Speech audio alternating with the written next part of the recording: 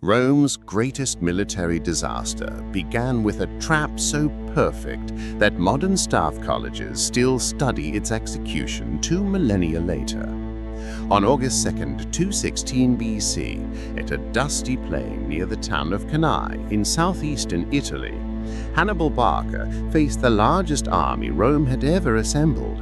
The stakes transcended a single battle. Rome's entire confederation system, the foundation of its emerging dominance over the Mediterranean, hung in the balance. For Hannibal understood something the Roman consuls Lucius Aemilius Paulus and Gaius Terentius Varro had missed. Victories aren't just won through tactics, but through the psychological destruction of an enemy's power structure. Rome's war machine in 216 BC wasn't built on legions alone, but on a carefully constructed alliance network spanning the Italian peninsula. Client cities, Latin colonies, and allied tribes provided troops, supplies, and strategic depth in exchange for protection and shared spoils. These confederations had taken centuries to build, bound together by Rome's reputation for invincibility and the mutual benefits of expansion. Hannibal's invasion of Italy, launched from his Spanish base in 118 BC, aimed not just to defeat Roman armies, but to shatter this alliance through demonstration that Rome could not protect its partners. The Carthaginian general had already won stunning victories at the Trivia River and Lake Trasimir, but neither had delivered the decisive blow needed to fracture Roman resolve. At Cannae, positioned along the Alpheus River's southern bank, Hannibal prepared his masterpiece with 50,000 men, a mix of Spanish and Gallic infantry at the center, flanked by his elite African heavy infantry, with Numidian and Spanish cavalry on the wings. The Roman plan was brutally simple: mass their 86,000 troops in a dense formation and smash through Hannibal's center to sheer weight of numbers. Consul Varro, commanding that day, deepened the mamples far beyond standard deployment, creating a battering ram of flesh and bronze. The Romans had learned from previous defeats to keep their flanks protected, positioning allied cavalry on their right and Roman horse on their left. What happened next violated every principle of conventional warfare. As the Romans advanced, Hannibal's center, his weakest troops, began a gradual, controlled retreat. The Spanish and Gallic warriors caved ground slowly, drawing the densely packed Roman formation forward like a magnet.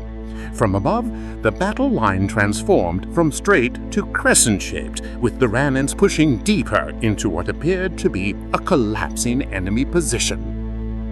But this retreat was theater, not defeat. As the Roman center pressed forward, Hannibal's African infantry, his most experienced troops, positioned on the flanks, wheeled inward with mechanical precision. The movement resembled closing doors, trapping the increasingly compressed Roman formation in a deadly embrace.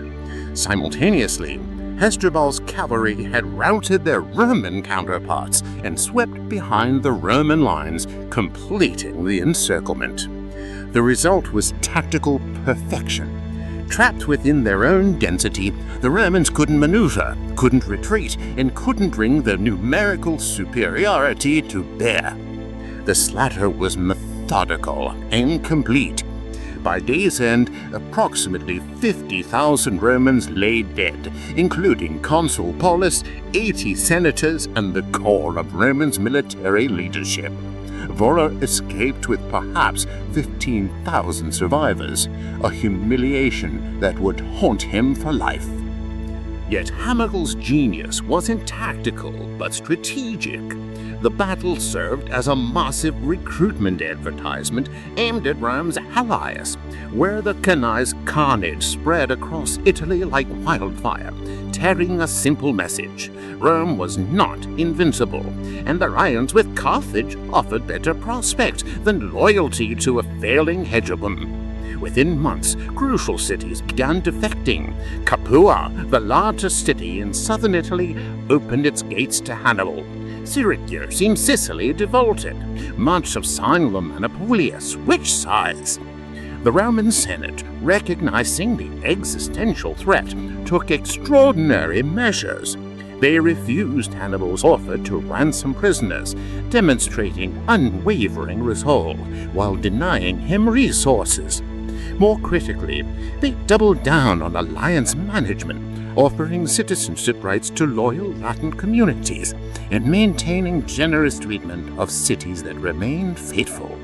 Rome's response revealed an understanding that wars are won not just on battlefields, but in the conference rooms where loyalty is negotiated and renewed. The Confederation held barely. Cities that might have wavered witnessed Rome's brutal suppression of defectors and calculated that loyalty offered better long-term prospects than the uncertain protection of a foreign invader. Hannibal, for all his tactical brilliance, lacked the siege equipment and manpower to capture Rome itself, while his Spanish base remained vulnerable to Roman counter-operations. Cannae's shadow stretched far beyond 2116 BC, reshaping how Rome approached both warfare and diplomacy. The disaster forced innovations in military organization, intelligence gathering, and alliance management that would ultimately enable Roman expansion across 3 continents.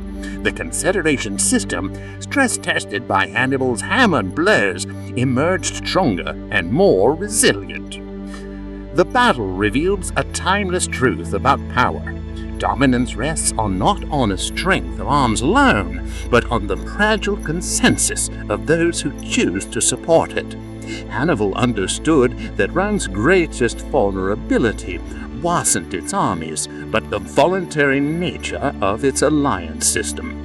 His tactical masterpiece at Cannae nearly proved that even the most carefully constructed partnerships can shatter when subjected to enough pressure at precisely the right point.